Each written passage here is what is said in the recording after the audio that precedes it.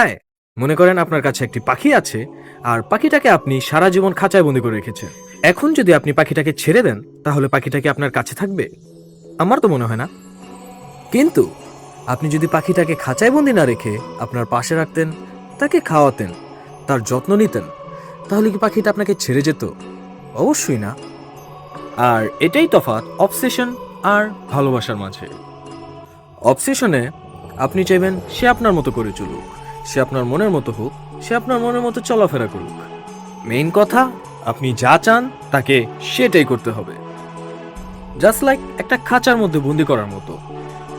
কিন্তু যখন সেই ব্যক্তিটি আপনার কাছে আসবে অ্যান্ড দেখবে আপনার সাথে থাকলে তাকে একটা খাঁচার মধ্যে বন্দি হয়ে থাকা লাগবে, তাহলে তো সে আপনার কাছে থাকবে না। হয়তো সে আগেই উড়াল দিয়ে চলে যাবে, আর নয়তো যদি আপনার কাছে থাকেও সেই খাঁচা থেকে বের হয়ে আবার উড়াল দিয়ে চলে যাবে। আর অন্যদিকে ভালোবাসার প্রেক্ষাপট অনেকটা ভিন্ন।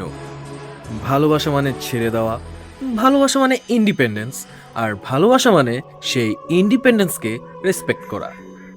সেই ব্যক্তি যদি আপনাকে আসলেই ভালোবাসে তাহলে সেই ব্যক্তি আপনার দেওয়া ইন্ডিপেন্ডেন্সকে রেসপেক্ট করবে, আর সেই রেসপেক্টের কারণেই সে আপনার কাছে থাকবে, আপনার কথা শুনবে। আর যেহেতু ভালোবেসেই ফেলেছেন তাহলে কিছু স্যাক্রিফাইস তো করতেই হবে, আর সেই স্যাক্রিফাইস দুই দিক দিয়ে আসতে হবে। ওই যে একটা কথা আছে না, লাভ মিন্স স্যাক্রিফাইস। আল্লাহ হাফিজ।